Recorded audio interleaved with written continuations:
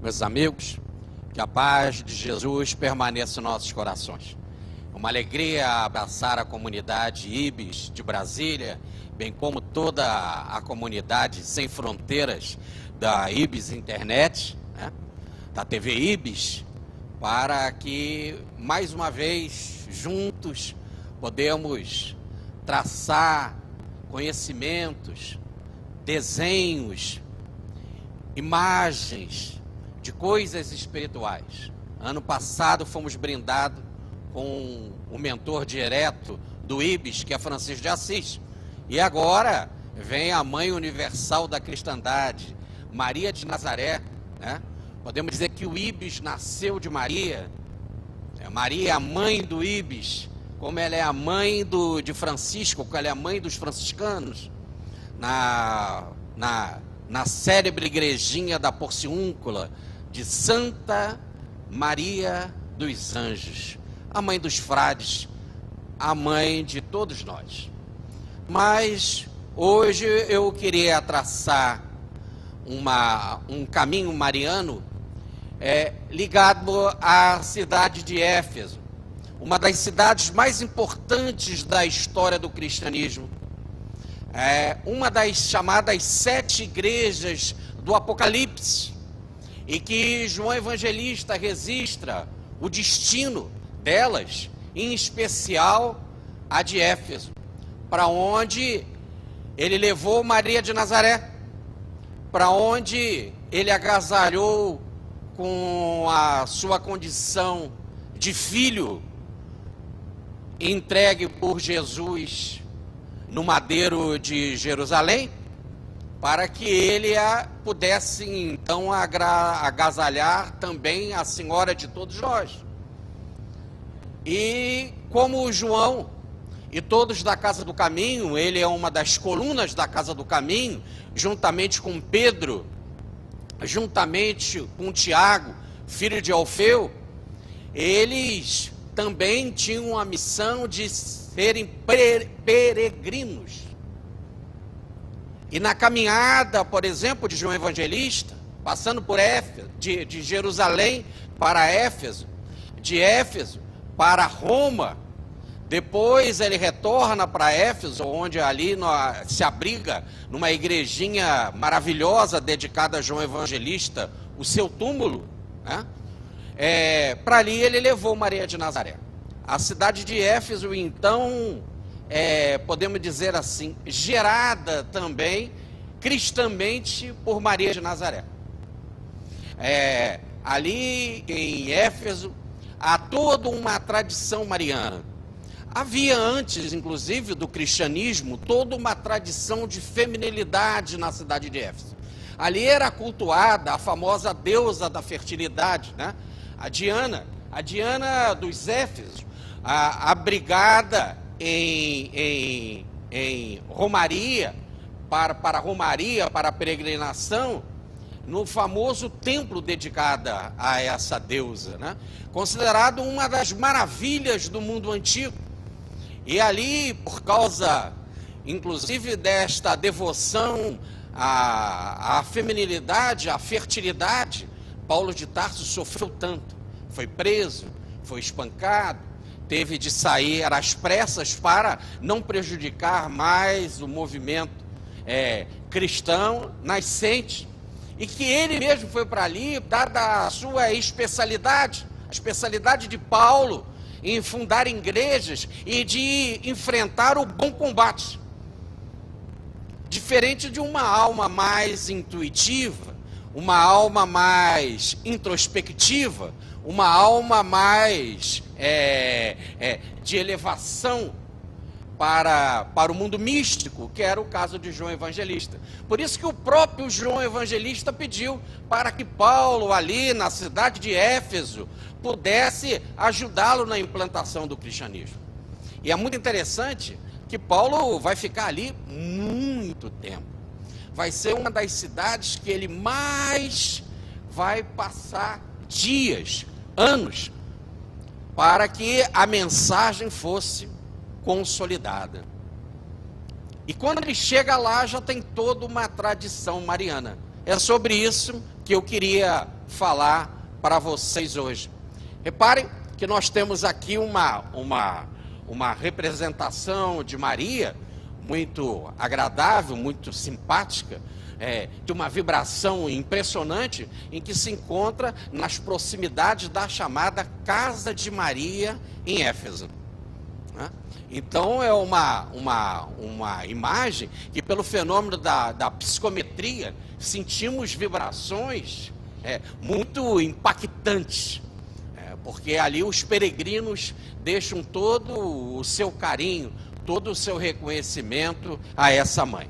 Mas, como dizia o meu amigo Newton Boechat, que foi o que também me trouxe pela primeira vez aqui em Brasília, no abrigo do companheiro inesquecível, estudioso da obra do professor Pietro Baldi, Manuel Emídio da Silva, né? Como dizia o Newton, sem mais delonga, vamos entrar direto no nosso tema.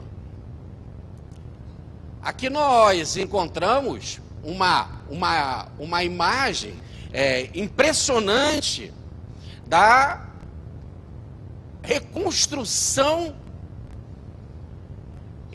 do achamento arqueológico da cidade de Éfeso, a cidade romana importantíssima do Império Romano.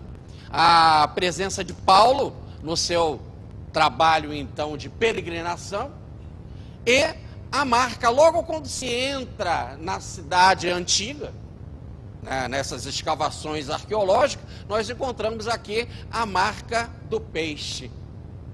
A marca do peixe, como se estivesse dizendo, seguindo por esse caminho, em reunião de cristão. E era uma marca, evidentemente, esotérica, era uma marca escondida, era uma marca oculta, que só aqueles que conheciam que o peixe era a nova era que se iniciava, que era de Jesus e que representava, então, o Cristo. Então, já estava ali, mal que nós entramos na cidade, essa é foto tirada aqui por mim, já encontra ali, entre outras marcas, né, a do peixe. Ali tinha reunião de cristão. E aquilo foi importantíssimo, porque gerou muitos e muitos mártires que fecundaram toda esta localidade. Aqui nós temos uma foto hoje de como se encontram a visitação, né? A peregrinação continua. E aqui nós temos então a avenida principal, aqui logo no início nós temos o templo dedicado ao imperador Domiciano. Lá no final nós temos a biblioteca dedicada a Taciano, e muito mais lá atrás o anfiteatro, o grande anfiteatro de Éfeso. E ali perto do anfiteatro de Éfeso nós vamos ter uma visão melhor, a primeira igreja dedicada a Maria de Nazaré. Então repare que nós, olhando aqui o corredor central da cidade de Éfeso, nós encontramos no final o anfiteatro, né? E bem mais afastado ali o templo dedicado a Maria de Nazaré. Evidentemente, por quê? Porque ela era a personagem mais importante do cristianismo ali naquela localidade. Significa, então, que podemos dizer que ali, seguindo aquela marca do peixe, aquele caminho, podemos dizer que era ali que era a reunião dos cristãos. E, apesar de todas as construções e reconstruções, ficou ainda a marca de alguma dessa igreja, né? Evidentemente que reconstruída e reconstruída e reconstruída através do tempo, né? Mas repare, a importância de Maria é tão grande que passou a ser a primeira igreja no mundo, em Éfeso, dedicada a Maria de Nazaré. Aqui eu fico falando igreja, é lógico que é uma construção. E nós devemos, antes de tudo, pensar em algo mais amplo. Igreja, a palavra no grego quer dizer eclésia, comunidade. Logo era o grupo de cristãos. Grupos que era comunidade, no sentido de comum, de afinidade. Porque tinha o mesmo princípio, que era o princípio do amor, o estatuto do amor, apresentado por Cristo. E foi lá, então, nesta cidade, que no concílio de 431 depois de Cristo, Maria recebe o título de Theotokos, ou melhor, mãe de Theo, mãe de Deus, que se encontra na famosa oração, talvez a segunda mais conhecida do mundo, depois do Pai Nosso, que é a Ave Maria. Aqui uma explicação. É lógico que o concílio em 434 não tinha, e por tantos desvirtuamentos, e ideias, e brigas, e rachas, e cismas, e heresias, e discussões, e crimes, e mártires, e etc. É lógico que não se tinha capacidade ainda, em espírito e verdade, para se entender Maria, mãe de Deus. Mas que com o passar do tempo e com os estudos mais aprofundados das Escrituras, e mais aprofundados depois com o conhecimento das revelações sucessivas, hoje se tem uma compreensão muito melhor, e é um título, podemos dizer, de alguma forma interpretado em espírito e verdade, apropriado, né? Maria, mãe de Deus, porque Jesus era aquele Deus do Antigo Testamento. Aquele Espírito que se manifestava em forma humana, que falava, que andava, que agia, era o protetor da comunidade. E que ele mesmo dizia que viria. Ele é o chamado Jeová. E que como não podia, é uma corruptela Jeová, talvez seria melhor falar Yahvé, mas também é complicado, porque não tem vogal na língua daquela época. Mas, como não se podia usar o sagrado nome de Deus em vão, eles trocaram por Adonai, que é a tradução da Senhor. E que os nossos irmãos da Igreja Universal definem muito bem, não sei se na compreensão, na extensão do título, mas eles colocam como slogan de sua igreja: Jesus é o Senhor. O que é isso? Porque o Senhor no sentido, aquele Senhor do Antigo Testamento, o Adonai, que nós não podemos pronunciar o sagrado nome dele em vão, tá certo?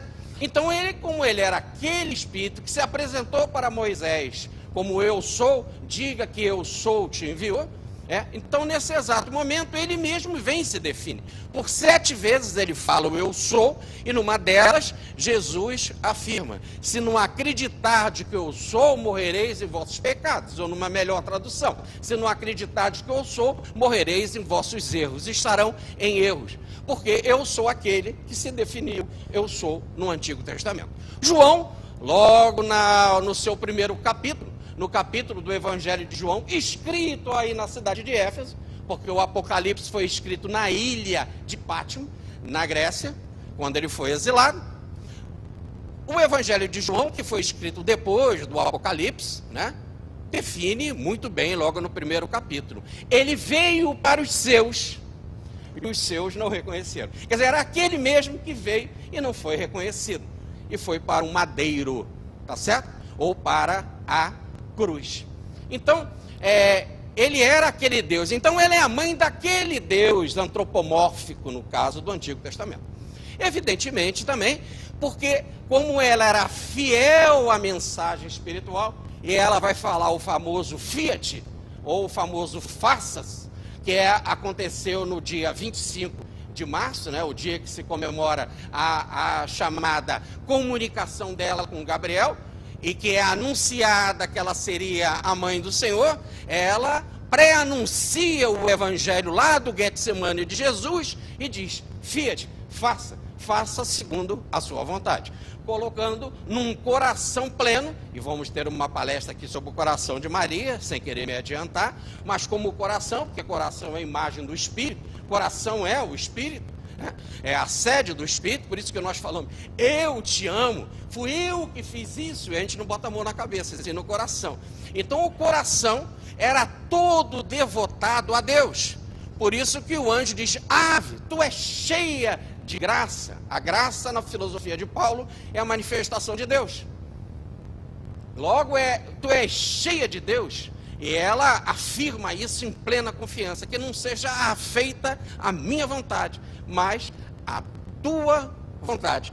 Então, nesse exato momento em que ela é fiel a Deus, e que Deus toma a sua vida, que ela é cheia de Deus, ave, salve, tu és cheia de Deus, cheia da graça, ela então gera Deus para nós. Ou melhor, através do instrumento que é Maria, ela manifesta uma nova personalidade. A personalidade acasalada, unida a Deus. Logo, é mãe de Deus no sentido de manifestar Deus no seu exemplo, na sua vivência, no seu coração puro do faça. Não a minha vontade, mas a tua vontade. É nesse sentido. Muito bem. E, continuando o nosso caminho, já chegamos logo no imenso estacionamento, né? Indicando ali que, seguindo, vamos para a casa de Maria, nas duas línguas ali, né? No inglês e lá na língua falada pelos nossos irmãos na Turquia. E aí o nosso Emmanuel, no livro Paulo Estevão, diz que a casinha dela ficava de frente para o mar. Hoje, com as construções dos portos, né, Éfeso é uma das cidades mais importantes da Turquia, evidentemente uma das cidades comerciais também mais importantes do mundo, por aterramento, por construção do porto e por assoreamento também. Hoje a gente já tem dificuldade de ver mais distante, aqui está um pedacinho de um canal do mar, deixa eu ver se eu mostro para vocês, aqui melhor, um pedacinho do canal do mar. Então, eu tirei a foto, então a foto do alto já está nos lembrando que Emmanuel fala. A sua casinha de frente para o mar naquela época. Mas hoje, né, e continuando descendo, nós já chegando mais próximo, onde nós vemos a imensa cidade de Éfeso lá embaixo, aí a gente já pode divisar essa entrada de mar para a formação do porto ali na localidade. Então, mais uma vez, a revelação emanuelina, né, a revelação de Paulo Estevão, que coloca a casa de Maria em Éfeso, ali de frente para o mar, naquela época. E andando pouquinhos 500 metros, nós já chegamos e podemos realmente ver o mar, como nos lembra o mentor de Chico Xavier.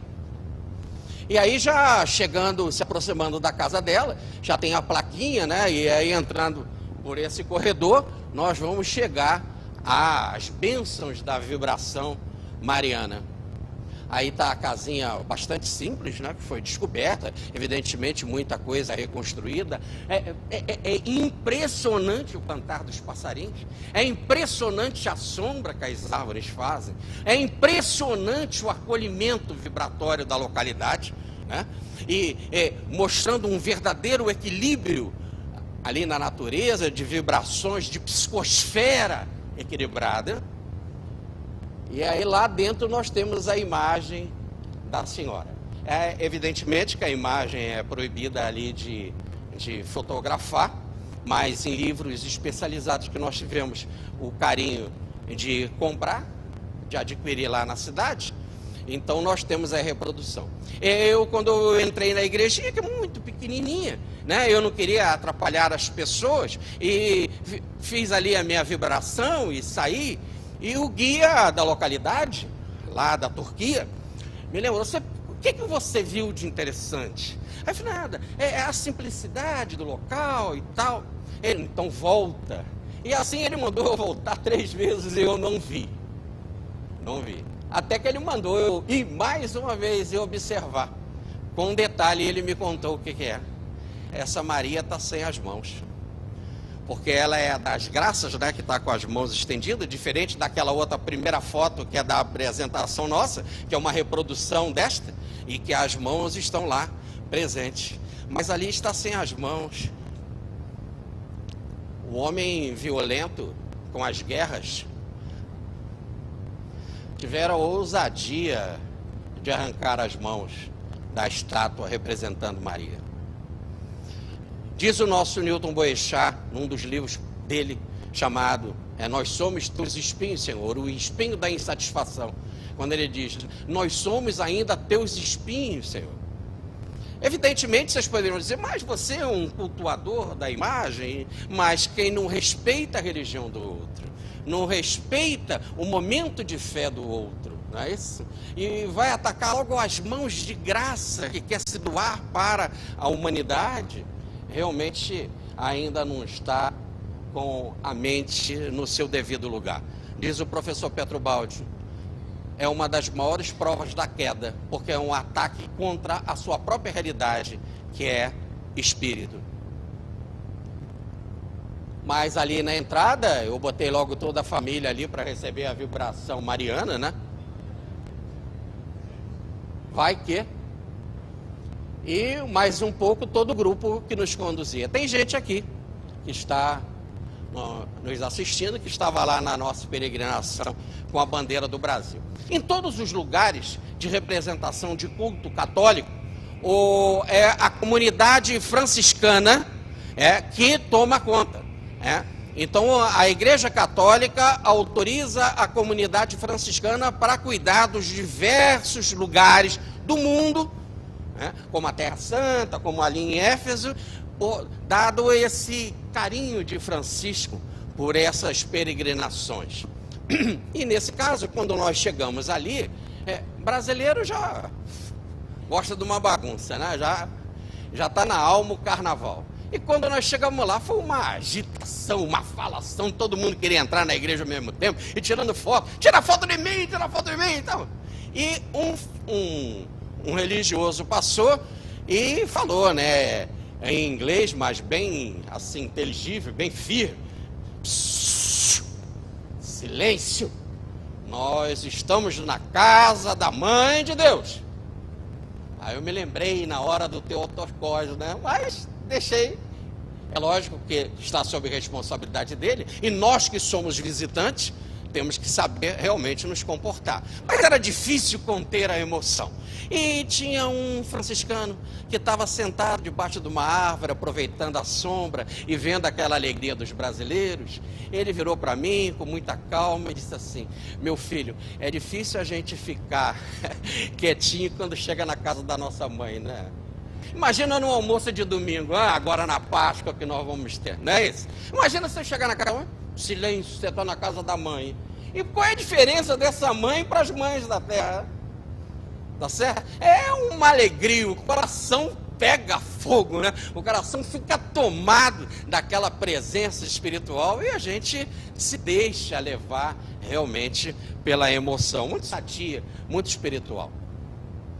Logo, nós vemos as pessoas depois com mais calma, entrando em ordem para fazer a visitação, porque não cabe em todos, na localidade.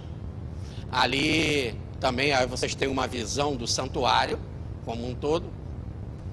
Já descendo um pouco mais, nós já vemos que estamos na parte já inferior, aqui pela escada vocês podem ver, né? Seria a parte inferior, a escada faz uma curva, onde se vai para a fonte de Maria.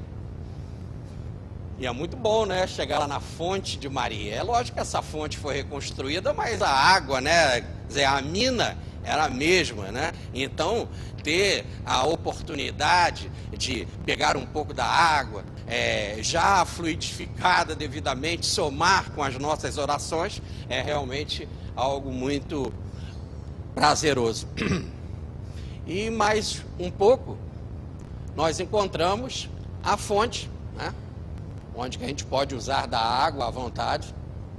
E aqui, nós temos uma companheira aqui de Goiânia, né, que estava na excursão com a gente, que é a Reila Domiciano, e que estava ali, ó, colocando um bilhetinho no muro, porque há milhares de pessoas deixam ali o recadinho, né? Se quer casar, quer casar, né? Quer emprego, quer ter filho, né? Eu deixei o meu recadinho lá. Vocês querem que eu conte, não? Qual é? Mas eu só mandei para Maria, não é uma fofoca isso? Nada, isso é fofoca do além. Bom, cada um deixa ali a sua impressão e realmente as vibrações acontecem. Essa coisa de escrever no papel, vocês poderiam dizer assim, mas Maria não precisa disso. Como também no centro espírita não precisa a gente dizer caderno para encarnado, caderno para desencarnado.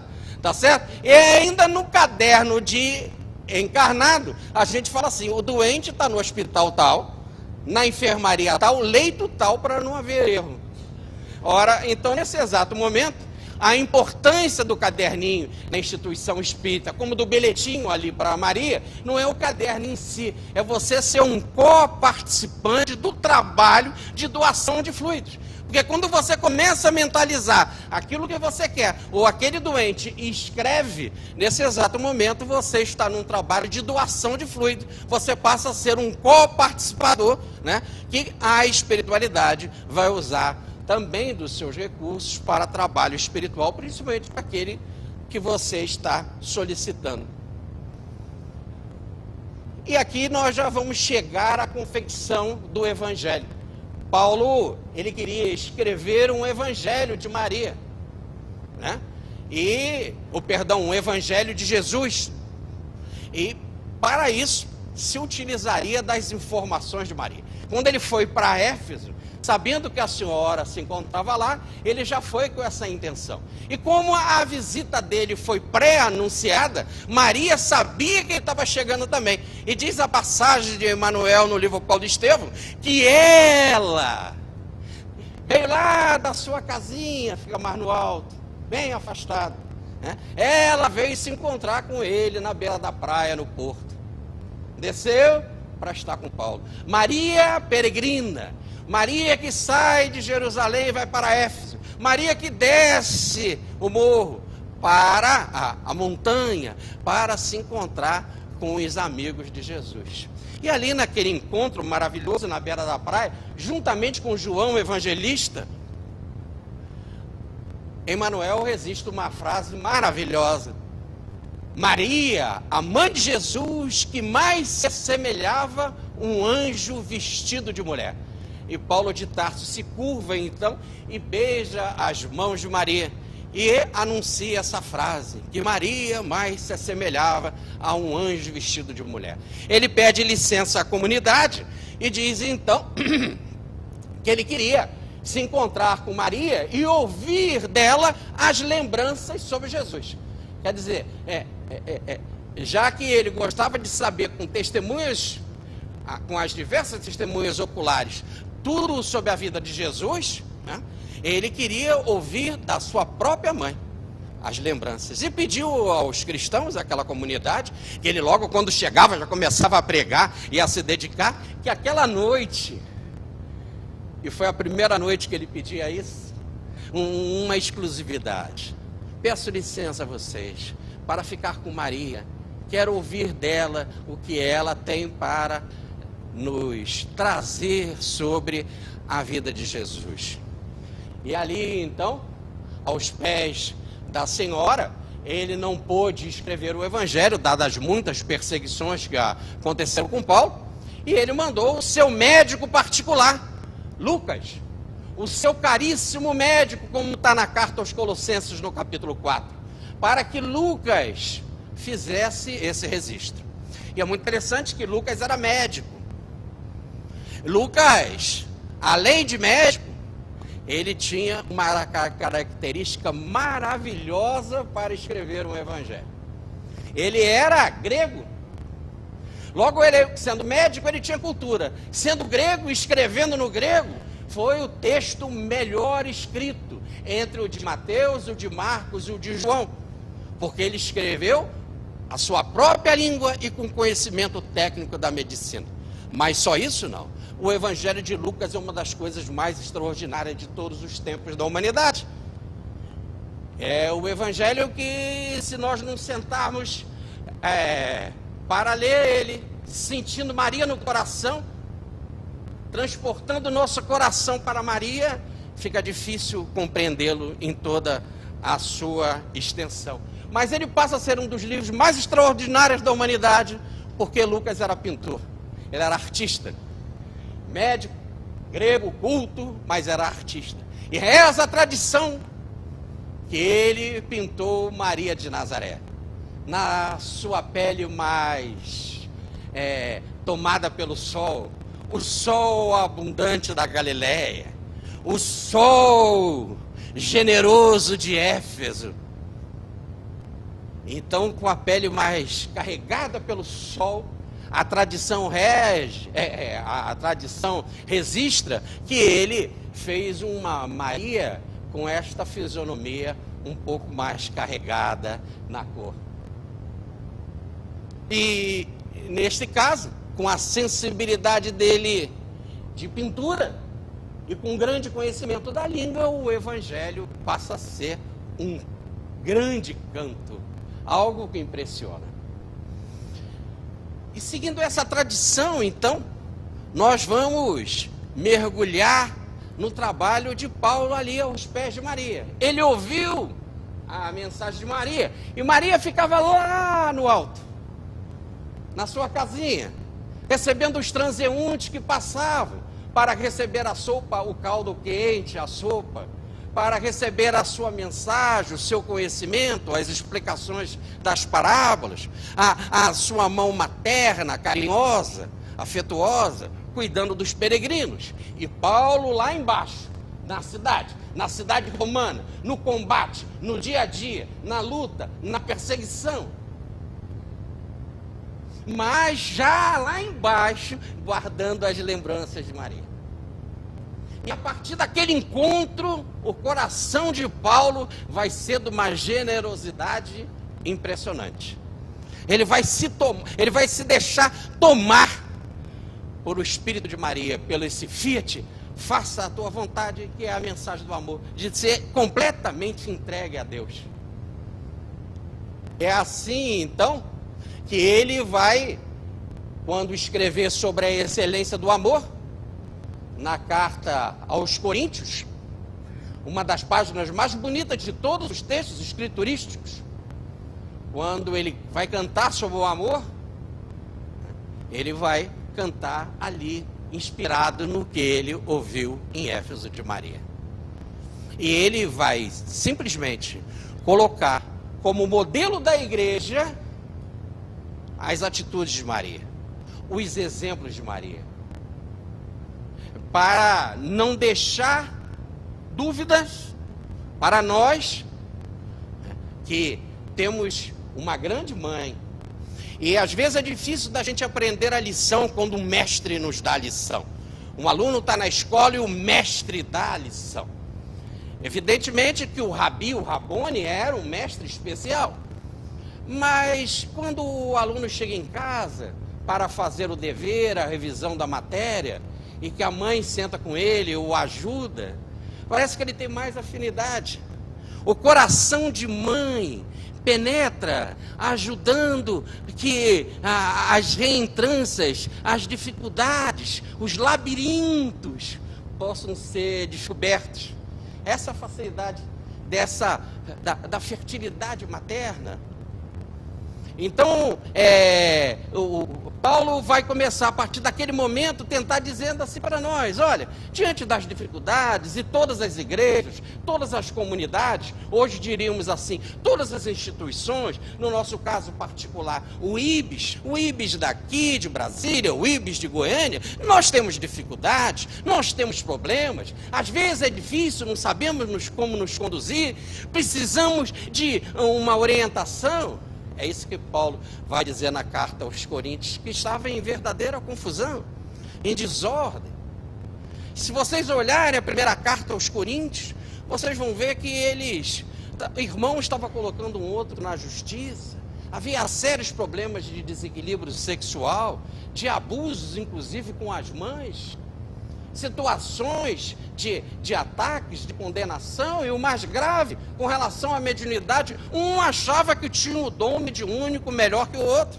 Aí Paulo, nessa primeira carta aos Coríntios, no capítulo 12, vai apresentar o grande tratado mediúnico de todas as páginas escriturísticas, dizendo que nós temos os muitos dons, os muitos carismas, as muitas formas mediúnicas, mas que devemos nos conduzir na certeza de que há um único Espírito, Ou melhor, o condutor de todo o trabalho mediúnico se encontra na responsabilidade do Cristo, que dirige todos os departamentos da evolução humana, como nos lembra Emmanuel no prefácio da grande síntese publicada pela Federação Espírita Brasileira, né? Então, como Cristo está presente em todos os departamentos, imagina o departamento da mediunidade, importantíssima para a nossa evolução. E que se nós não usarmos este dom, o carisma, a mediunidade, sobre a inspiração de Jesus, no modelo de Jesus, no ensino de Jesus, vamos criar contendas, desordens, e a nossa instituição, a nossa casa vai se dividir, vai rachar, vai criar contenda, desavença. Vamos repetir a ideia da queda originária, por orgulho, por vaidade, por egoísmo, que são as atitudes tão vivas entre nós e que Cristo veio colocar ordem na nossa casa interior com a mensagem do Evangelho. Então Paulo vai colocar Maria como um parâmetro para fazer, através do cântico do amor, exemplo para nós de atitudes espirituais. Mas convenhamos que é difícil fazer o cântico do amor. Convenhamos que é complexo fazer, para nós, ainda seres limitados, fazer o cântico de Maria.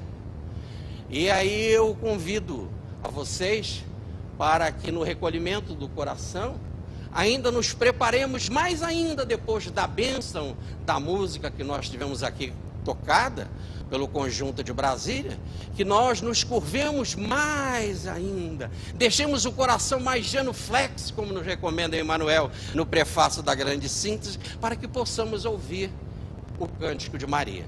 E para isso, eu queria chamar aqui Regina, para que trouxesse para nós uma interpretação de uma música que nós vibramos na casa de Bezerra de Menezes, lá no Regeneração, sobre Maria de Nazaré. Por favor, Regina.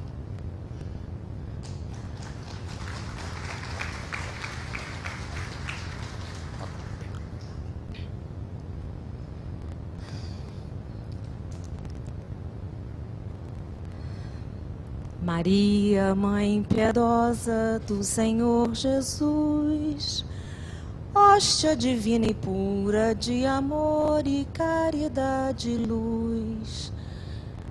Maria, coração que encerra os corações dos vossos filhos que padecem aflições.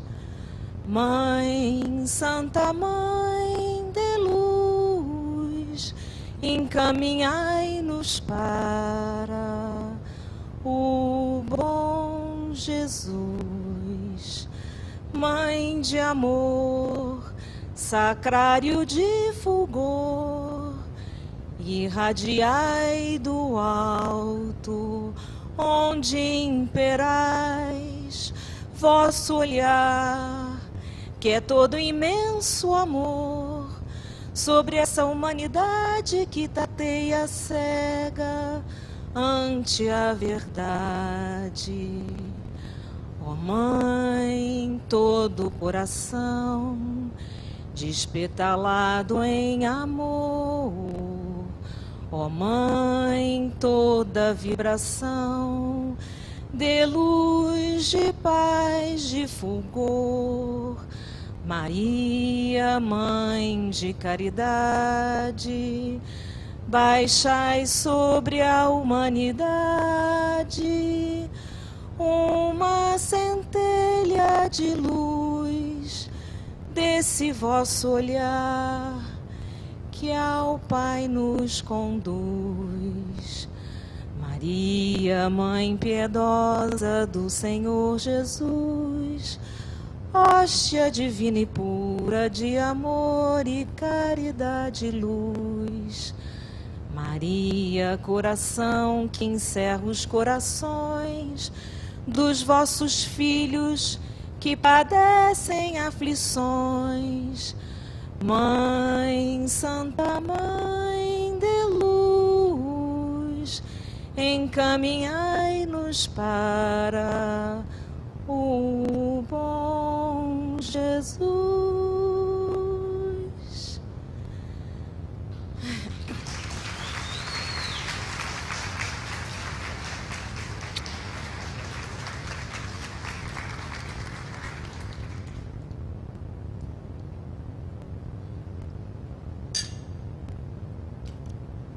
Assim, mais acerenados ainda, passamos para o cântico de Paulo, inspirado em Maria.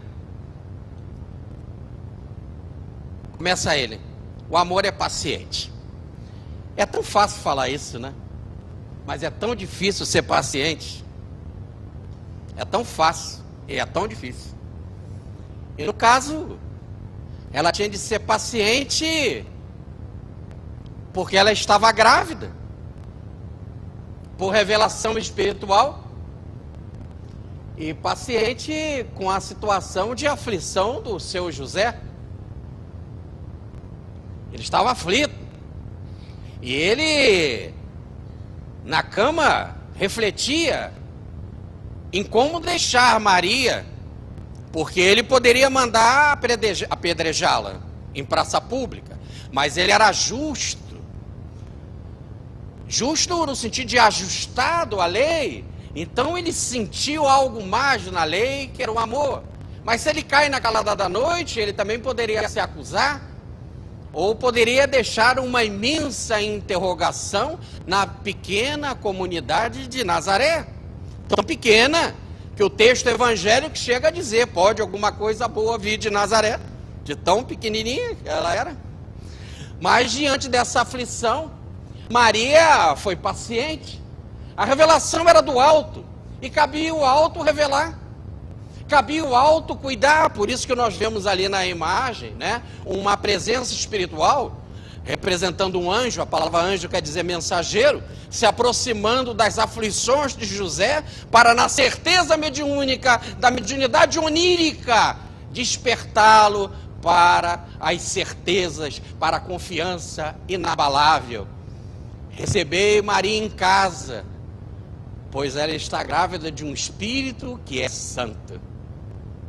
No entanto, é algo difícil. Precisa-se ter uma paciência mais do que de Jó para suportar uma situação dessa.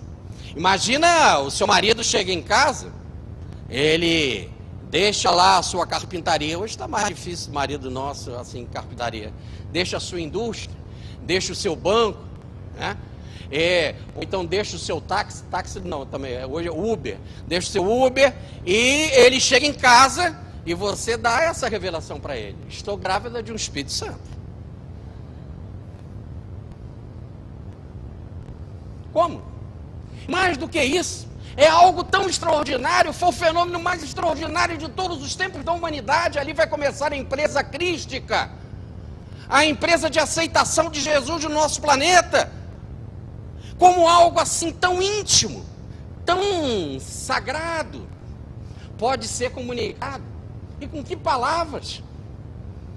Tem que ter paciência e confiar, mas só se tem paciência quem confia no alto. Eu confio, sei que a revelação é do alto, e cabe o alto solucionar. E o alto soluciona com a aceitação amorosíssima de José pela revelação mediúnica. O nosso Chico Xavier vai nos revelar através do seu mentor, o Emmanuel. E nós temos então na palavra de Emmanuel, no livro Levantar e Seguir, o seguinte: e projetando ele isso, eis que em sonho lhe apareceu um anjo do Senhor, dizendo: José, filho de Davi, não temas receber Maria. Continua Emmanuel: José da Galileia foi um homem tão profundamente espiritual que seu vulto sublime escapa às análises limitadas de quem não pode prescindir do material humano para o serviço de definições. Ou melhor, quem não tem capacidade espiritual não entende o caso de José. Daí as tantas e tantas confusões, rachas, heresias com relação a esse tema. Mas por que, diz Emmanuel? É o vulto sublime que escapa à capacidade humana.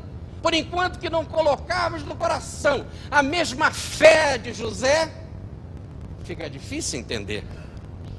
É quase assumir também aquela imensa paciência de Maria, aquela imensa confiança no alto. Eu também confio no que você me revelou oniricamente. Continua Emanuel. Já pensaste no cristianismo sem José? Vai além o mentor. Quando se fala excessivamente da falência das criaturas, recordemos que houve tempo em que Maria e o Cristo foram confiados pelas forças divinas a um homem. Nós que somos tão falíveis, como alto ia deixar Jesus e Maria na mão de pessoas falíveis? É aí que as forças divinas chamaram este homem que escapa às concepções humanas para ser o guardião da chamada Sagrada Família. Continua a revelação do nosso Chico Xavier sobre a mediunidade de José. Ele tinha mediunidade e fazia o tal do faça também a tua vontade, o fiat, porque a mediunidade dele era de obediência. Continua o Chico. Tudo se baseia, veja bem, na comunicação do visível com o invisível. O que é a revelação do anjo Gabriel? De que modo José da Galileia se decide aceitar Maria como esposa, senão através do sobrenatural da mediunidade? Então, se não temos essa certeza interior, era dificílimo a tal do amor paciente, a tal da coragem. Continua Paulo inspirado em Maria. O amor é prestativo.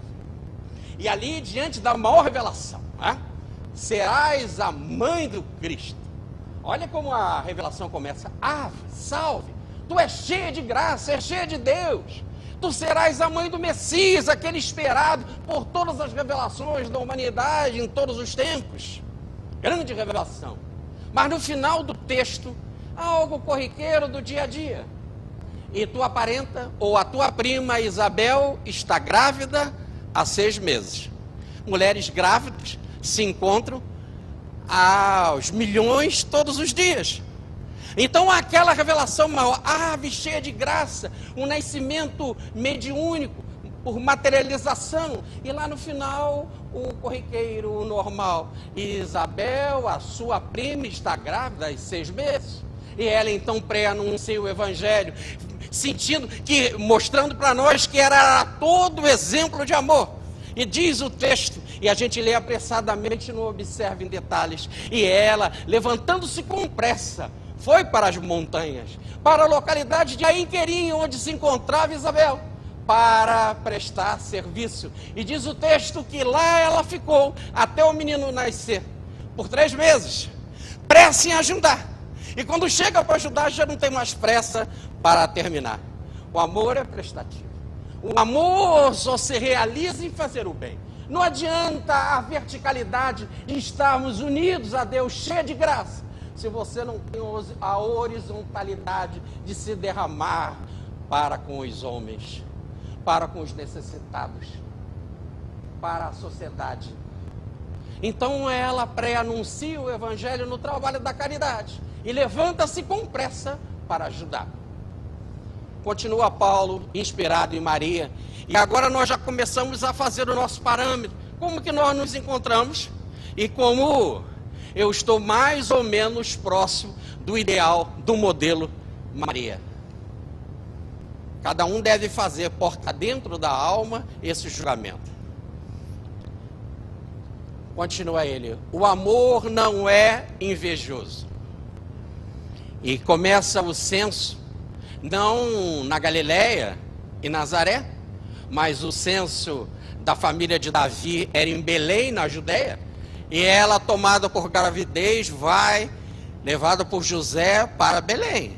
E chega lá, como eram muitas pessoas que iam para o censo, as estalagens estavam cheias. As casas estavam cheias. Isso não quer dizer que o Cristo foi rejeitado e que Maria foi rejeitada. Era um ambiente extremamente tomado de gente para aquela realização. A explicação clara que se tem disso é na época da Páscoa, por exemplo, em Jerusalém, quando nós tínhamos uma população de cerca de 100 mil habitantes, contando com a periferia, e na época da Páscoa chegava a 2 milhões de pessoas. Então é nesta situação que as estalagens estavam cheias, e ela ali na gruta humilde tem o seu filhinho nos braços, e juntamente com os animais, né? Num ambiente rural. Mas poderíamos dizer assim, mas por que ela não pediu para o anjo uma casa como a do Herodes, que era um rei da localidade, ou também de César, já que o Cristo é maior que César, dos seus palácios no mundo? Mas diz Paulo, o amor não é invejoso. O que ela podia pedir se ela já tinha Jesus nos braços? O que mais se deve pedir quando se tem Jesus? O que falta? Essa ideia de falta é simplesmente sairmos do qualitativo para o quantitativo, não tem medida. E mais ainda no caso do seu marido e do seu filho, como diz o texto evangélico, que era um carpinteiro. Será que não poderia ter um emprego melhor, né? Aí um privilégio, né? um primeiro posto de destaque, né? É tão comum a gente ver isso numa cidade como Brasília, né? Onde que impera os cabides de emprego. E o Brasil inteiro e o mundo inteiro é assim. Mas o amor não é invejoso. A alegria de tê-los ali junto a si, perto de si, o guardião e o menino, preenchia completamente as necessidades de Maria. O amor não é invejoso. Continua Paulo, inspirado na senhora. O amor não é vaidoso. E, diante da revelação do anjo, cheia de graça, você vai ser a mãe do Messias. Há um silêncio do céu esperando a resposta da terra. A terra vai aceitar o empreendimento crístico ou não? O convite feito a Maria, o livre-arbítrio dela, aceitará ou não o convite dos céus? Mas repare como ela se comporta diante de tal situação, que ela dá o seu sim. Foi a primeira pessoa na terra a dar o sim a Cristo. Sim, aceito. E de forma muito especial, o sim veio também pré-anunciando o evangelho Getsemane. Eis aqui a escrava do Senhor, faça-se mim segundo a sua vontade. Olha, sou escrava. Sou escrava, não sou eu que escolho a função. Quem determina a função do escravo é o Senhor. Vai fazer isso, vai fazer aquilo outro. E o escravo tem que obedecer ao Senhor. É assim que ela se coloca, eu sou escrava. Foi ele que me escolheu como mãe. Ele podia ter me escolhido para isso, para aquilo outro, eu aceitaria. Sou escrava. Mas se ele me escolheu como mãe e a escolha dele é do Senhor, eu aceito e digo sim. Então ela fala o tal do fiat, ou faça a tua vontade. Eu aceito o empreendimento de trabalhar na empresa do Cristo, da implantação da salvação na terra, porque é aí que será revelado tanto a ela e a José o nome do menino, Jesus, que quer dizer Salvador. Então aquela obra iniciada por Maria, com o sim de Maria, seria a obra para a salvação da humanidade, para a salvação da terra. Sim, eu aceito. Continua Paulo, inspirado em Maria. O amor não é orgulhoso. E ali perto, na gruta de Belém, ali perto, nós tivemos a oportunidade de ali ver aqueles campos na cidadezinha de Belém. E vimos os campos, porque só poderia ser aquele mais afastado, aonde os pastores ficavam cuidando das ovelhas. E vozes divinas chegaram do céu, anunciando coisas e cantando: glória a Deus nas alturas e paz na terra aos homens de boa vontade.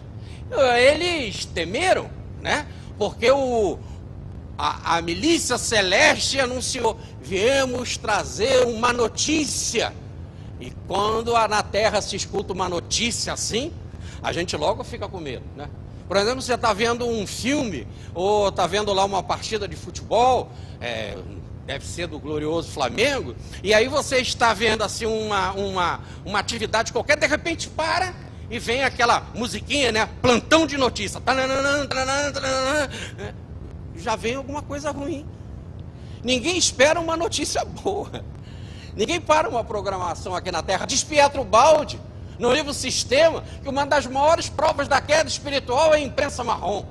A imprensa negativa, a imprensa para baixo, a imprensa que assusta. Mas eles vieram também numa notícia. Viemos trazer uma notícia. Mas eles explicam, uma notícia de alegria. Aí é a novidade. Francisco de Assis dizia que é tão lindo o Natal, que deviam de colocar todos, inclusive o prefeito, jogar comida para os passarinhos, para eles também comerem. Dar mais ração para os burrinhos e os cavalos, dizia Francisco. Pegar a carne e esfregar na parede, para a parede também se deliciar com o Natal. Francisco nas suas loucuras místicas. E a loucura de Deus é muito mais sábia do que qualquer homem pode imaginar. E ali, então, diante dessa concepção, né, a notícia é de alegria. É a maior alegria que a humanidade pode receber. É a chegada de Jesus. Não tem alegria maior. Foi o presente de Deus para nós. Toma, aí o que tem de melhor.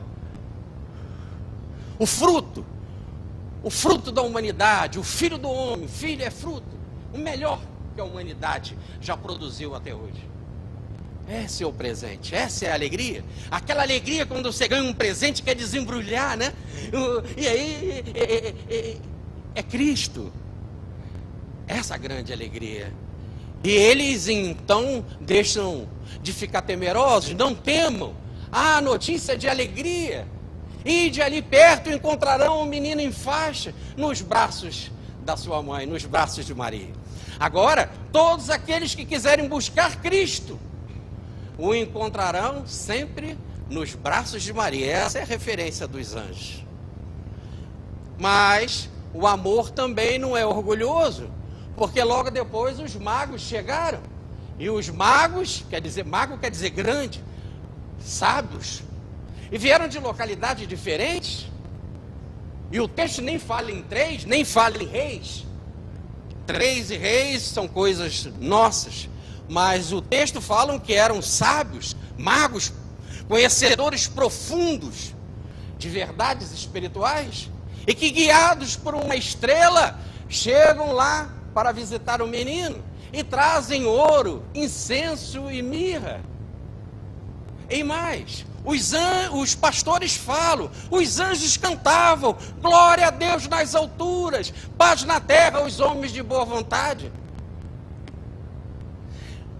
E Maria, diante disso tudo, o amor não é orgulhoso. Poxa, podia ficar muito o meu filho, né? Todo mundo vai, quando o seu filho, ele faz algo de extraordinário, você conta, esse é o meu filho. Você quer contar para todo mundo que é o meu filho. Diz o texto. Olha que espetáculo o exemplo de Paulo. E Maria guardava tudo isso em seu coração. O amor não é orgulhoso. Revelações enormes. Não são para a gente cantar aos quatro ventos. É para a gente entender o destino e aonde a gente se encontra na grande engenharia do arquiteto do universo. Qual o significado disso para a minha vida? Qual a reflexão que eu devo fazer diante das coisas maravilhosas de Deus, das obras maravilhosas de Deus,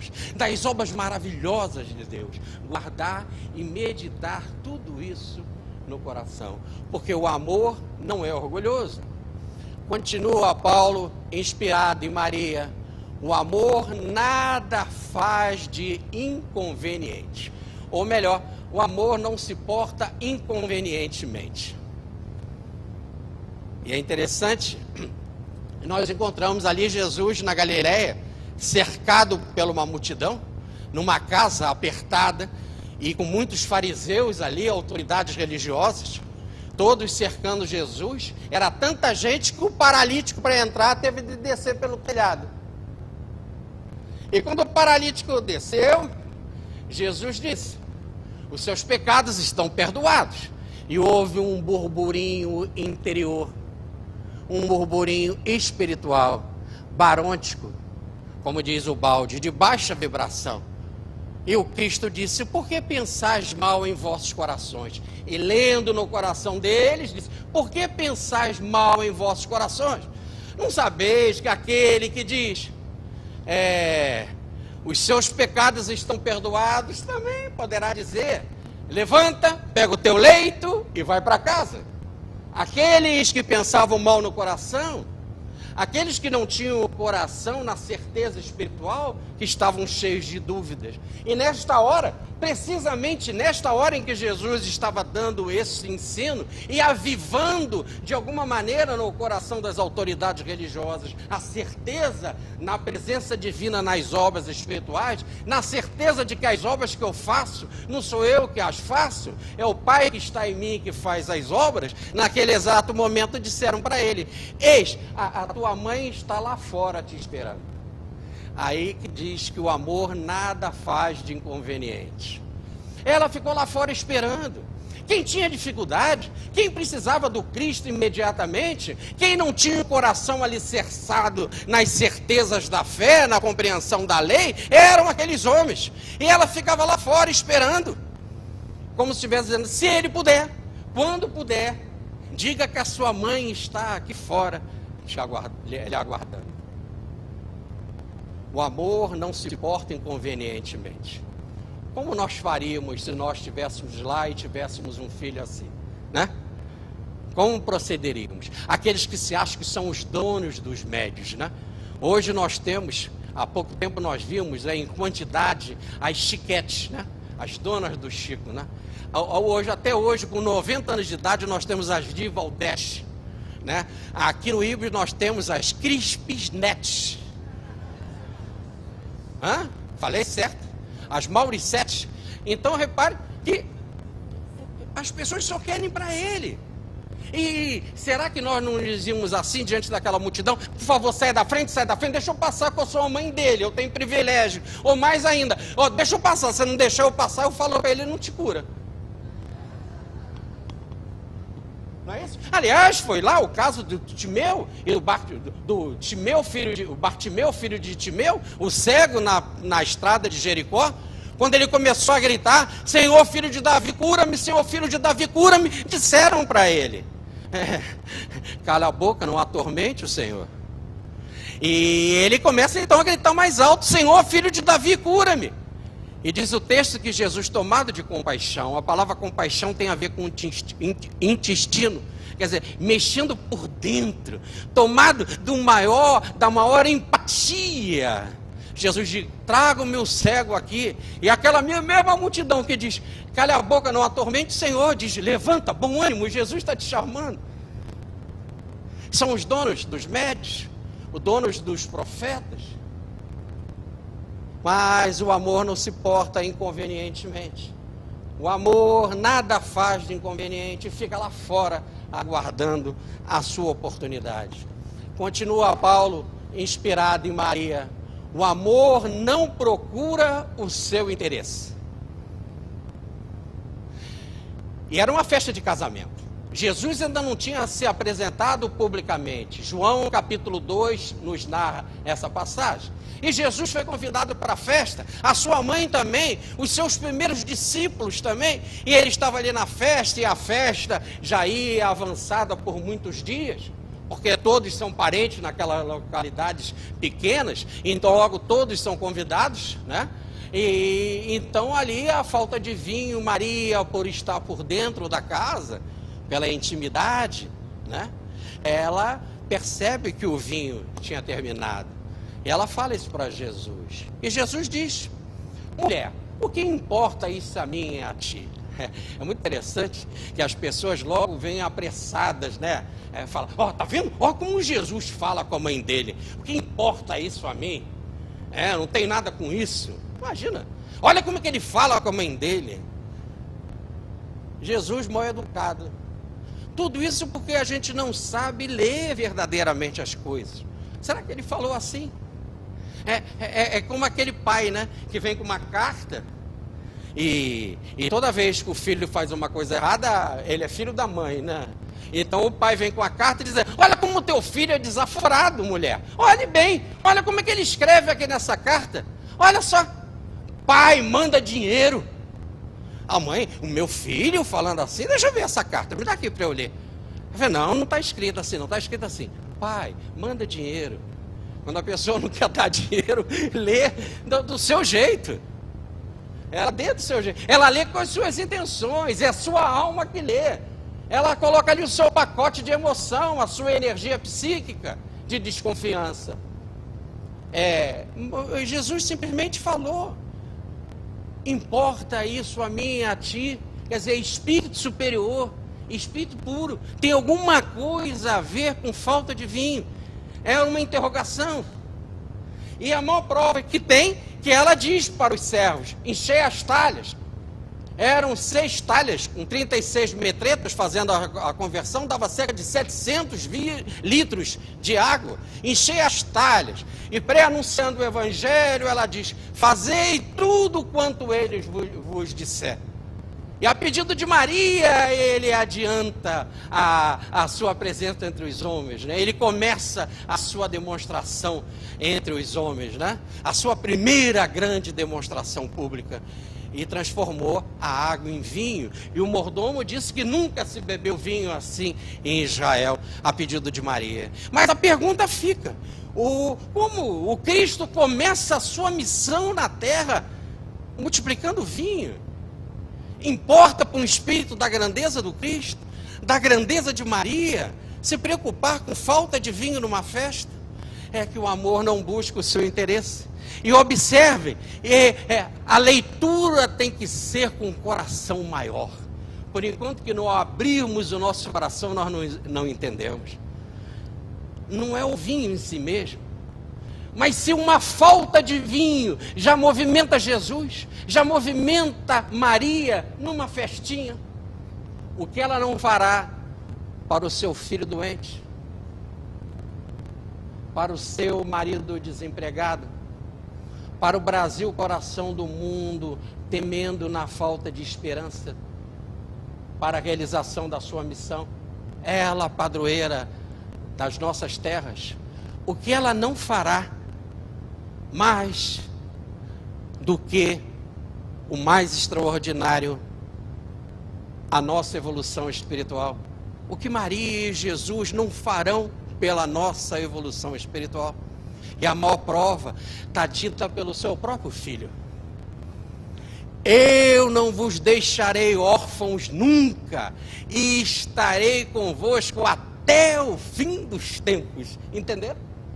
Esse é o interesse maior. Nunca, nunca, a gente querendo ou não, ele vai ficar conosco para sempre, nunca mais vai nos deixar, juntamente com Maria. Não há nada, não há nenhum crime, não há nenhum desatino, não há nenhuma irresponsabilidade que nós podemos cometer que afasta a promessa de amor dele e da mãe. Ficaremos até o fim dos tempos. E consolando, amparando, não vos deixarei órfãos, nos adotando.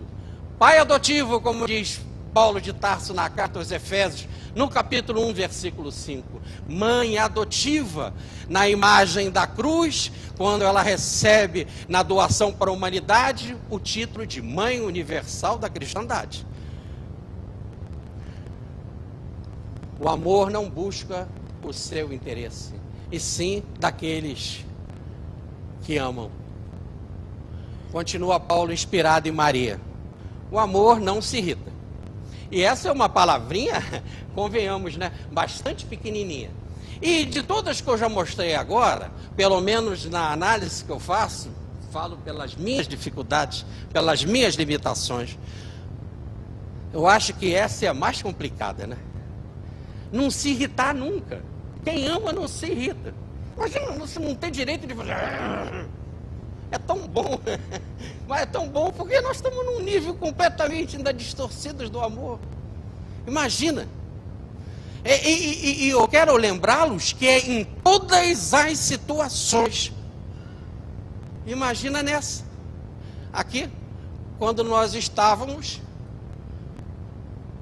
na maior dor que Maria sentiu em todos os tempos. A perda do seu menino. Essa foi a maior dor de Maria, das muitas, das chamadas 7 dores de Maria. E para entender essa passagem, eu apelo para o coração das mães. Só as mães sabem responder verdadeiramente isso em profundidade. Vocês poderiam dizer assim, mas ela ali na cruz com o filho, quando o filho estava sendo chamado para a morte, aquela dor. Pergunta para uma mãe, fala o coração dela.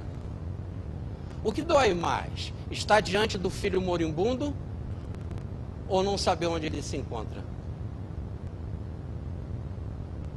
A dor foi imensa. Aonde está o meu Jesus? E procurou um dia, procurou 2 dias, procurou pelo 3º dia e não encontrou. Foi ao templo, já tomada pela necessidade da busca só da fé para saber do seu Jesus. E ela vai com José e diz, lá encontrando o menino, falando com os doutores: meu filho, eu e teu pai te procurávamos há 3 dias, há 3 noites e não sabia onde tu te encontravas. E ele responde: mas não sabia que eu deveria estar cuidando das coisas do meu pai, do negócio do meu pai? Ela podia ter gritado na orelha e dizer: um negócio do seu pai na carpintaria, as coisas do seu pai em Nazaré. Mas o amor não se irrita. Ela que soube ter a paciência diante da revelação do anjo, das dificuldades de José, agora ela compreende em total extensão que a missão do filho, antes de tudo, era uma missão para a humanidade. Era a missão já anunciada pelo anjo, de salvador da humanidade. Ela, compreendendo em toda a sua extensão, demonstra em inteira compreensão. Não se irritando. O amor não se irrita. Continua Paulo, inspirado em Maria. O amor não julga mal. E depois da Sexta-feira Santa, em que o Cristo desceu do madeiro por autorização de Pilatos e foi entregue ao fariseu José de Arimateia, e ele o colocou num túmulo virgem, em suas propriedades, cavado na pedra, diz o texto que Maria de Madalena sabia onde ele foi colocado, acompanhou e viu. Mas no sábado rezava as tradições que ela não poderia, juntamente com as outras mulheres chorosas, perfumar o seu Jesus, o seu amigo, o seu grande amigo, mais do que isso, o seu libertador. Todos procuravam Madalena para usufruir de alguma forma. Jesus para se derramar em amor, em amizade, em libertação. E nesse exato momento, nesta grandeza de compreensão, ela vai, diz o texto, numa leitura rápida, no domingo, bem cedo, antes do sol nascer, ela vai ao encontro de Jesus. No domingo, bem cedo, antes do sol nascer. E chegando lá, porque ela não estava no local. E aflita, achando que o corpo havia sido roubado do seu libertador, escuta aquela voz inesquecível, a sua voz, dizendo: mulher, Maria, Maria, Maria.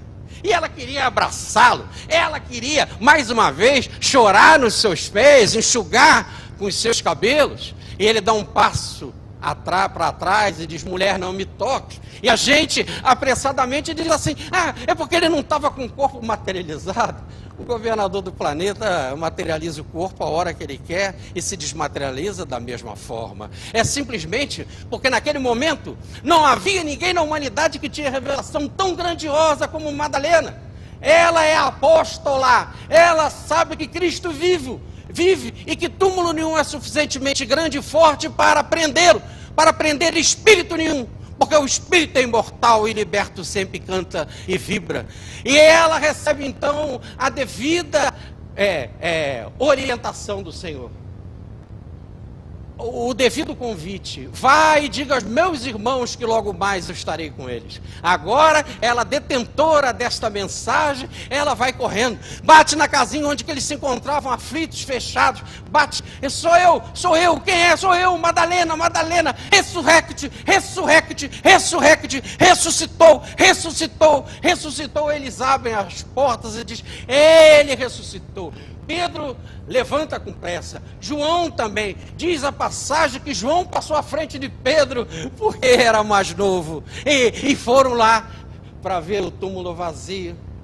Mas ali, aqueles que ficaram na sala, uma voz, como que de soda cáustica, perturbando a psicosfera do ambiente, diz: mas ele apareceu, e apareceu logo para você? Por que não apareceu para Pedro, que era o diretor apostólico da sua igreja? Por que não apareceu para João, que era o seu discípulo amado? Por que não apareceu para Maria, já que os anjos falavam com ela? Mas para você, logo para você que foi? E ela, acreditando ou não, ele apareceu para mim. E aí vem a passagem inesquecível das tradições, que Maria de Nazaré diz para ela: vem, Madalena, coloca a cabeça no meu peito e fala para mim. Uma coisa me diz lá no fundo do coração que meu filho vive, que só pode ter vida em plenitude, vida em abundância. E agora, além dela ter um amigo que era Jesus, um libertador que era Jesus, um Senhor da vida que era Jesus, ela ganhou uma mãe. E diz Paulo: o amor não julga mal. Ainda inspirado em Maria, ele canta: o amor não se alegra com a injustiça, né? Nós costumamos dizer, e as músicas cantam: eu ainda te verei rolar, ainda te verei rolar pela calçada. Mas o amor não se alegra com a injustiça. Maria canta no Magnífica, no capítulo 2 de Lucas: é Deus quem faz os poderosos caírem do trono e eleva os humildes.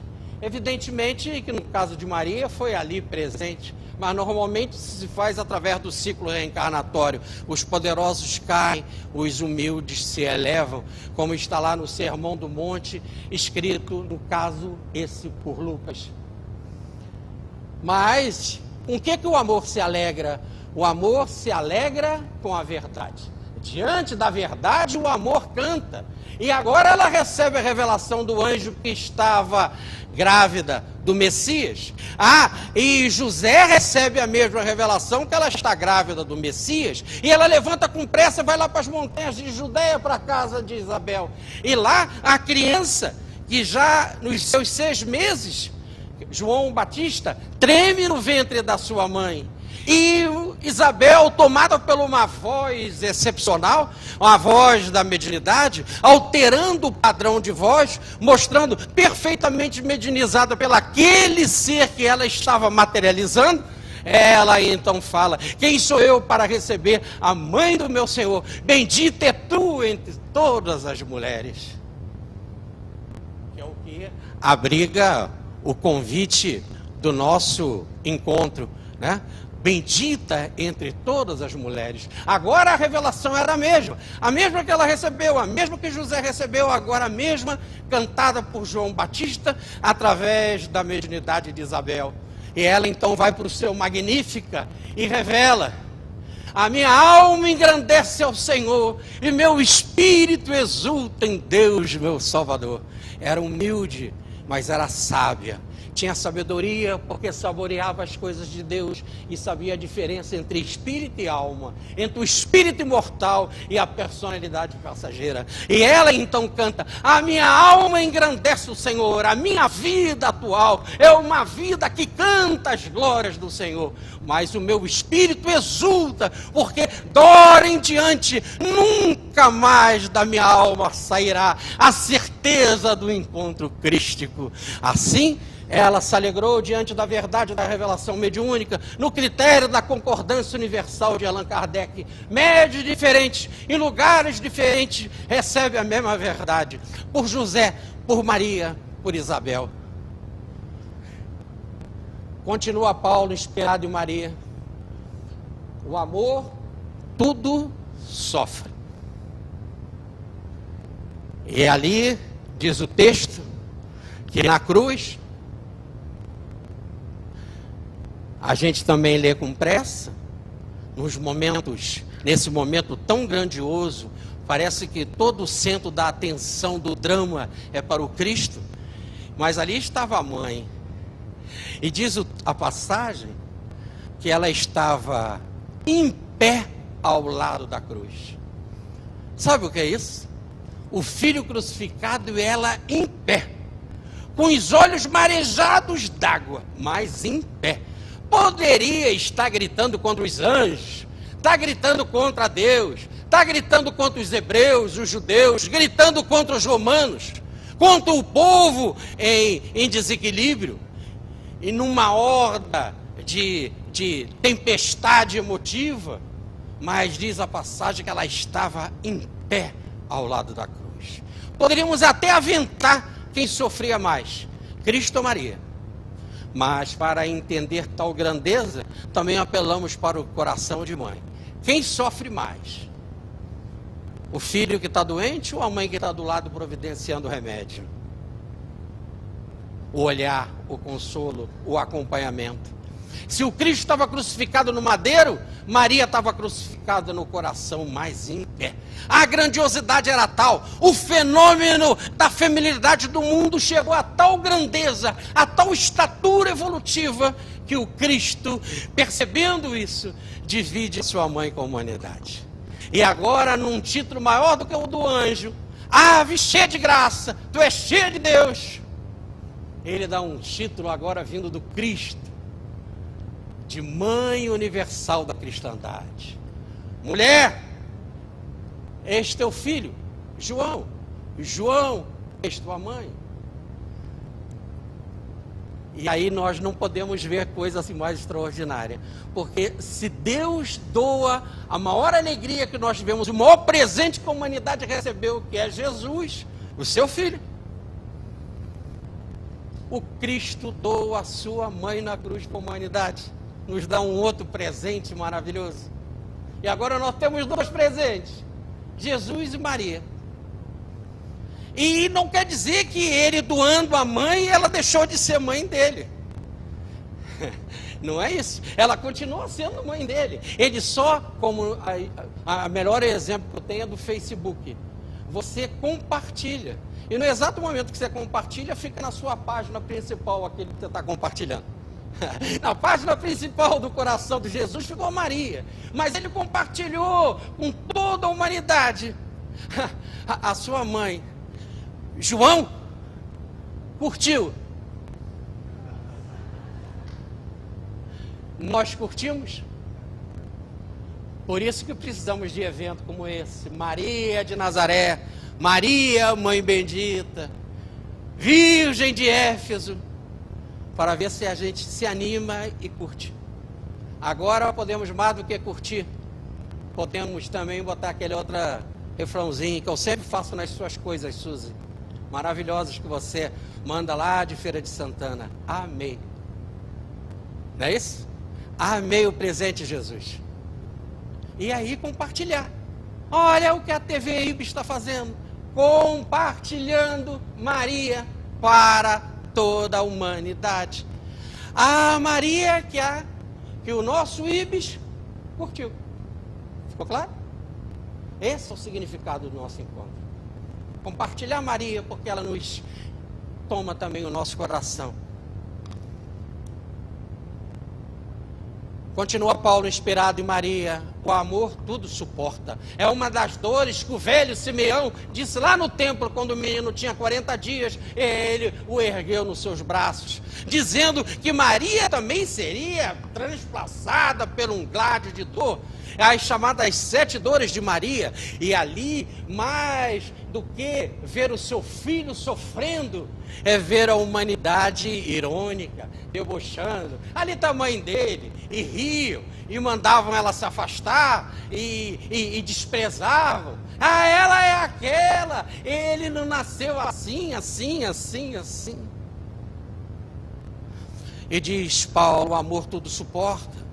E é muito interessante que esses que gritaram assim, e que através dos tempos reencarnaram, e caíram pelo desespero no suicídio, foi pensando nesses que a sua mãe pediu, diz o livro Memórias do Suicida, a seu filho para fundar o Hospital Maria de Nazaré no plano espiritual, para abrigar os suicidas, os revoltados da alma, aqueles que se encontram nos vales de lágrima, porque ainda não têm um coração aquietado, mas estão tomados pela lama da ironia. E diz Paulo: o amor tudo suporta, e não há maior dor do que a dor da baixeza, da falta de compreensão. Diz o espiritual no livro Libertação, que a maior dor, quando ele chegou juntamente com André Luiz, lá na Cidade das Trevas, André Luiz também registra isso, não foi aquele ambiente desagradável de maldades, mas o fedor, a falta de respiração.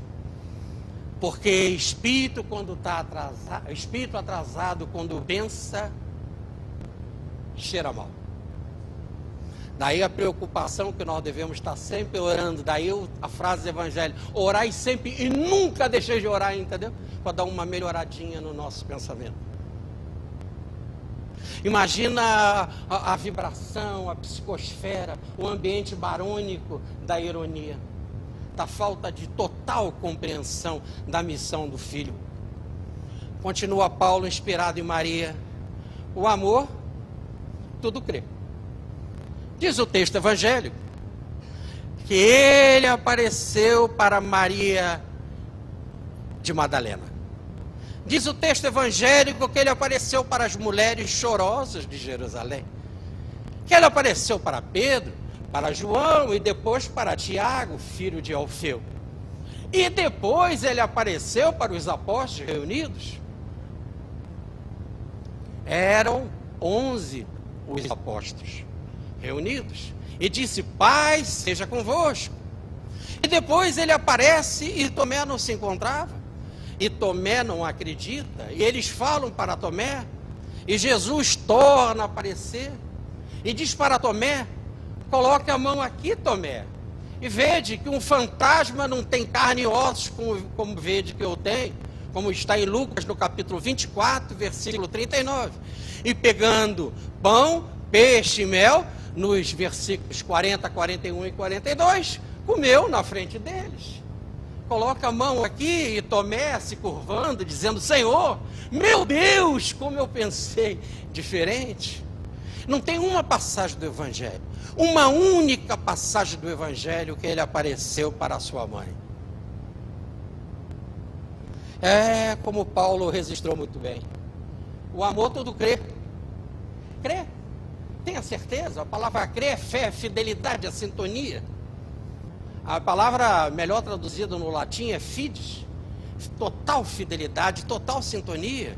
Aparecer para sua mãe quando ela tinha certeza da vida, aonde há amor há vida, aonde há amor não tem morte, aonde há amor só pode ter vida, vida em plenitude, vida em abundância, vida imensa. Então o amor tudo crê. Continua Paulo, inspirado em Maria: o amor tudo espera. E quando Cristo saiu pelo mundo afora, inicialmente montando o seu quartel-general na cidade de Cafarnaum, a cidade do Consolador, e curando milhares de pessoas, e diz a passagem que a sua sombra, como está no Evangelho de Marcos, diante dos doentes que ficavam na praça, só a sombra dele curava os doentes. A fama do mestre chega lá na cidadezinha de Nazaré, mas lá na sua casa, na casa de Maria, havia alguns parentes do Senhor, os chamados seus primos, que não acreditavam no mestre. E era necessário esperar. Ela queria ir com seu filho, ouvir as parábolas, ver as curas, acompanhar, mas era necessário esperar. Era necessário a bênção da fecundação do Evangelho em casa, do Cristo em casa. Por isso que não há maior instituição no planeta que não seja o lar. Há instituição abençoada onde que nós temos que implantar Jesus, e ela fez isso. Tanto que mais tarde, quando a Igreja do Caminho foi fundada, eles se encontravam reunidos para escolher Matias, que entraria no lugar de Judas. Matias, que é o nosso Zaqueu, e que nada mais, nada menos é, através das reencarnações sucessivas, o nosso querido Adolfo Bezerra de Menezes, como está no nosso livro, o 13º Apóstolo, as reencarnações de Bezerra de Menezes, ali, naquela escolha, diz o texto, eram cerca de 120 nomes, e todos começaram a ser nomeados, Pedro, João, Tiago, e diz assim, no final da lista, Maria e os primos de Jesus. Valeu a pena esperar. Valeu a pena. Que agora eles estavam na igreja, agora eles estavam na casa do caminho, agora eles estavam na comunidade, e agora definitivamente registra a história. Serão mártires do Cristo. Valeu a pena esperar. Mas depois que o Cristo volta ao plano espiritual, ela também queria voltar, queria dizer, agora realizei a empresa do trabalho juntamente contigo, da implantação da salvação na terra, e queria seguir com o mestre para o plano espiritual. Ele diz, minha mãe, espera, como será da cristandade sem um coração de mãe, sem o coração da mãe universal? E ela ficou entre nós, e foi para Éfeso com João, e lá na casinha humilde dava o caldo, lá na casinha humilde dava o consolo, lá na casinha humilde falava do seu Jesus. Valeu a pena esperar, e como vale a pena esperar. E com o passar dos anos, ela já com cabelos brancos, e tomada de caridade, de amor pela humanidade, ela escuta aquela voz inesquecível, a voz do seu filho que aparece para ela num cântico e diz, vem, transpõe o limiar da vida, minha mãe, e desvenda o mistério. Vê, tu não podes morrer nunca, nunca poderás morrer. Vem, porque é da vontade do meu Pai, que tu comigo sejas rainha dos anjos, namorada da eternidade. E ela diz, meu filho, espera. Agora é o contrário, o amor tudo espera. Sei que muitos pelo mundo afora estão morrendo em teu nome. Sei que as arenas ferviram de cristãos trucidados pelas feras, queimado pelos fogos, atacado pelas flechas envenenadas. Espera, meu filho, quero levar até eles um presente. A humanidade já ganhou Cristo. A humanidade ganhou Maria. Agora ela queria nos deixar um presente, uma oportunidade para consolo, conforto, esperança. E ela entra numa arena carregada pela corte celeste, e ali está Joana, juntamente com seu filho, que se preparava para ser trucidada, Joana de Guza, pelas feras. Ela chega até o ouvido psíquico de Joana de Guza, chega até o ouvido dela e canta maravilhosamente cânticos dos céus, cânticos que só Juan Sebastián Bach vai mais tarde saber interpretar na música mais extraordinária de todos os tempos da humanidade. A Ave Maria. Só mais tarde ele também vai registrar com a sua alma sensível, ele, um dos apóstolos do Senhor, a alegria dos homens, cantando também para Jesus. E ela chega nos ouvidos de Joana de Guza e inspira o cântico, a música entre os cristãos. E Joana se levanta, tomada de uma nova personalidade, tomada de uma nova atitude, tomada de um universo de esperança, e começa a cantar, Ave Cristo, aqueles que vão morrer te saúdam. E os cristãos entram nas arenas cantando, deixando toda a plateia romana boquiaberta, atacada diante do martírio, diante do sacrifício e do cântico cheio de alegria, esperança e certeza na imortalidade, mostrando que a semelhança do Cristo, nada, absolutamente nada, nem fogo, nem cruz, nem setas, nem ataque de feras, nada, absolutamente nada, nem o túmulo é suficientemente grande e forte para prender o Espírito que é imortal e que liberta, canta e vive. Vibra, ave Cristo, aqueles que vão morrer te saúdam. E assim, inspirado em Paulo, concluímos a nossa palestra, porque ele canta com Maria uma das mensagens de maior vibração de eternidade que nós já recebemos. O amor jamais acaba. E é aqui e agora, com a nossa alma voltada para Maria, com o nosso coração aberto para Maria, com as certezas espirituais da presença dos legionários de Maria entre nós, que sentimos verdadeiramente que o amor jamais acaba e que verdadeiramente é assim, porque aqui e agora, para aqueles que têm problema de desemprego, para aquele que tem problema de saúde, para aquele que está com aflição no casamento, para aquele que está com as portas sem compreender, as portas aflitas da alma, sem compreender as batidas da vida, os apelos da vida. Aqui agora faz sentido o amor de Maria. E podemos cantar com a espiritualidade que abençoada se aproxima de nós e nos ensina a viver nas vibrações do ninho de Maria. Entre as santas, mais santas foste ungida, Senhora da divina providência, cristal de rutilante transparência que alumia e apacenta as nossas vidas.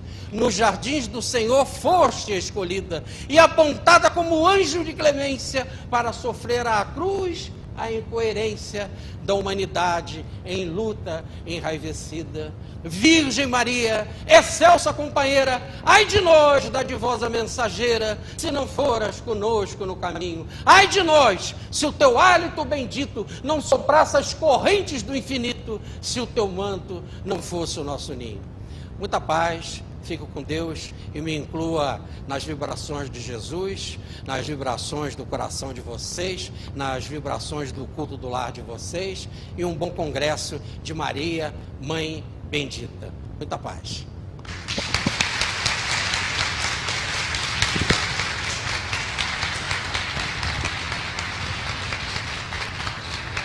Jorge, nosso amigo, nosso irmão, Ave Maria. Você não é só o tal, mas também é mariano. Você e sua esposa, que a gente convida aqui, por favor, Regina. Por favor, vem aqui à frente. A gente quer entregar uma pequena lembrança. Você que acompanha o Jorge, que é tal, damas marianas. Você foi batizado hoje de novo, hein? Obrigado, viu? A gente convida a Ângela aqui para entregar para você. Acho que você tem uma coleção enorme de chiquito, né? Para você e para sua esposa, essa família mariana. Uma salva de palmas, agradecimento a esse banho de luz. Esse chiquito foi gerado por Maria, né? Ele tem mais jeito de mariquito. Eu acho que é Marita, não é Mariana. É a lembrança do nosso congresso Maria de Nazaré. Bendita és tu entre as mulheres. Obrigado.